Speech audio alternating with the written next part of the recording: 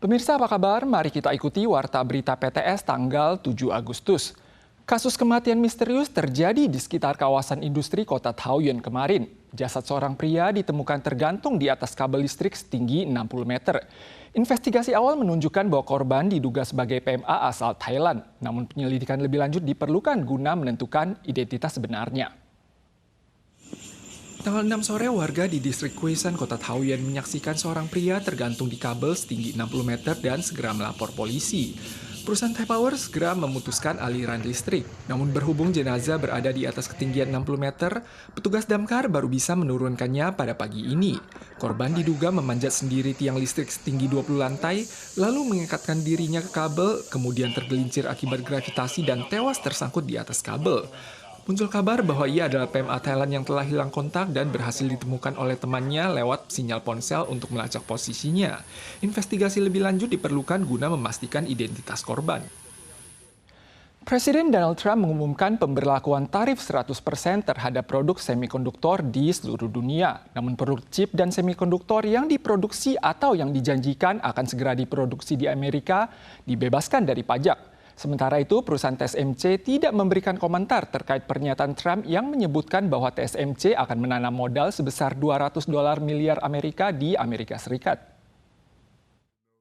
Presiden Amerika Serikat Donald Trump akhirnya mengumumkan skala tarif bagi pelaku usaha semikonduktor global.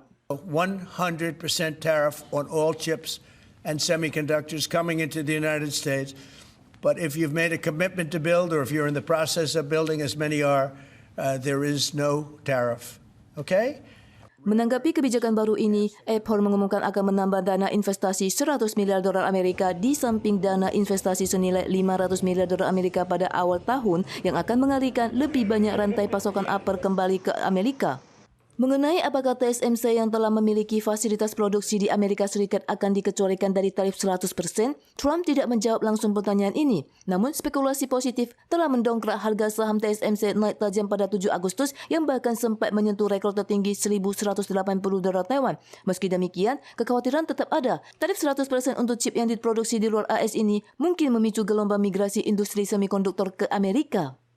Perusahaan teknologi ternama GlobalWafers mengumumkan anak perusahaannya di Amerika Serikat telah menjalin kemitraan baru dengan AS untuk membentuk rantai pasok baru. Mengenai pernyataan bahwa TSMC akan investasi $300 miliar Amerika di AS, Trump mengkoreksi ucapannya dan menyebutkan dana investasi adalah $200 miliar Amerika. Hingga saat ini, TSMC belum memberikan tanggapan resmi mengenai hal ini.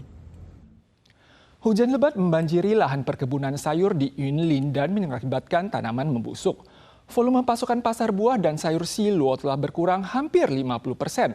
Harga rata-rata sayuran per kilogram melambung hingga $53 pada tanggal 6, mencatat rekor tertinggi baru pada tahun ini, dan harga diperkirakan baru akan stabil pada bulan September. Kebun sayur di wilayah sentral dan selatan terendam air. Pasokan pasar buah dan sayur siluo berkurang hingga 500-an ton. Harga sayur mencapai $53 per kilogram tanggal 6, mencatat rekor tertinggi tahun ini. Harga sayur melesu, petani pun rugi besar. Walau harganya saat ini naik, omsetnya terbatas akibat kerusakan parah. Harga diperkirakan baru akan stabil setelah panen sayur dipasarkan pada awal September. Jumlah kerugian sektor pertanian hingga tanggal 6 melampaui $310 juta Taiwan. Di antaranya, Pingtong menderita kerugian terparah melampaui $110 juta. Jumlah pasien demensia di Taiwan mencapai sekitar 350.000 orang. 60% diantaranya menderita Alzheimer. Asosiasi Penyakit Alzheimer Taiwan baru-baru ini mengumumkan 10 tanda peringatan demensia terbaru, mencakup gejala penurunan daya ingatan yang seringkali diabaikan oleh kalangan di bawah usia 65 tahun. Bapak Li yang berusia 61 tahun dulunya berprofesi sebagai pedagang grosir pakaian dan guru bidang pemasaran produk. Ia mulai mengalami kesulitan berbicara dan tidak mampu menulis sejak 3 tahun lalu. Saat ke dokter untuk mengobati COVID-19, ia didiagnosis menderita Alzheimer yang disertai afasia atau gangguan bicara dan agrafia atau gangguan menulis. Bapak Li termasuk dalam kategori penderita demensia dini. 因为我还在公司的时候是还要做讲师，后来那一场我一空白我一个字都找不出来。Taiwan kini telah memasuki era masyarakat superlansia dan kesadaran publik terhadap demensia terus meningkat. Namun, jenis demensia dini malah sering terabaikan.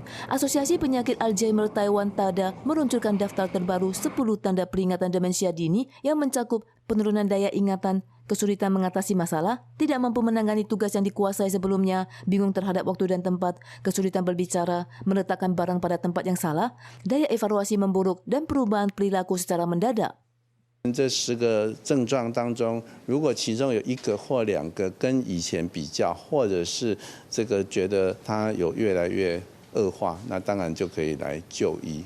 Pakar menjelaskan bahwa sebagian besar penderita demensia dini masih aktif bekerja, namun penurunan kemampuan kerja dan kendala berinteraksi sosial sering memaksa mereka untuk pensiun lebih awal. Jika terdapat beberapa gejala yang disebutkan, disarankan untuk segera mendapatkan diagnosis dan penanganan dini. Perang yang berkecamuk di kawasan Gaza telah menewaskan lebih dari 60.000 warga Palestina. Kini warga yang bertahan hidup harus mempertaruhkan nyawa mereka untuk mendapatkan makanan. Sementara itu, Perdana Menteri Israel Benjamin Netanyahu mengungkapkan ambisinya untuk menguasai Gaza secara penuh. Namun ada juga pejabat tinggi Israel yang menyerukan gencatan senjata. Di tengah krisis pangan yang memburuk di Gaza, ribuan warga Palestina berjalan pulang dari perintasan Keren Sarom sekitar perbatasan Israel demi sekarung tepung pada tanggal 5. Seorang guru dari Gaza Utara dalam barisan tersebut mengatakan keluarganya yang berjumlah 6 orang bergantung pada tepung tersebut. Tepung yang didapat dengan mempertaruhkan nyawa ini sangat berharga sebanding dengan emas putih atau platinum. صرت حوالي 15 كيلو وذهبت 3 كيلو وجيت تحت اطلاق النار. Kementerian Kesehatan Gaza melaporkan bahwa lebih dari 61.000 warga Palestina telah tewas akibat perang yang terus berkecamuk. Sejak Mei, ratusan warga dilaporkan tewas oleh tembakan Israel dalam perjalanan menuju titik distribusi bansos. Ledakan kembali mengguncang wilayah Gaza pada tanggal 5 pagi.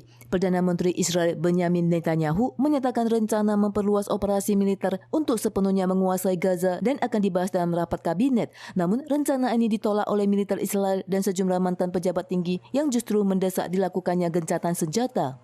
Inside Israel, there is a fierce debate over this step. A number of top retired former military and security commanders have now come out and called on Netanyahu to end the war. Media melaporkan bahwa Israel akan memicu kecaman keras dari komunitas internasional dan dalam negeri jika benar-benar memutuskan untuk menduduki seluruh wilayah Gaza. Selain membahayakan keselamatan para sandera, hal ini memperburuk perang yang telah berlangsung selama 22 bulan ini. Pemirsa sekalian, sekian Warta Berita PTS. Kita sual lagi di lain kesempatan. Sampai jumpa.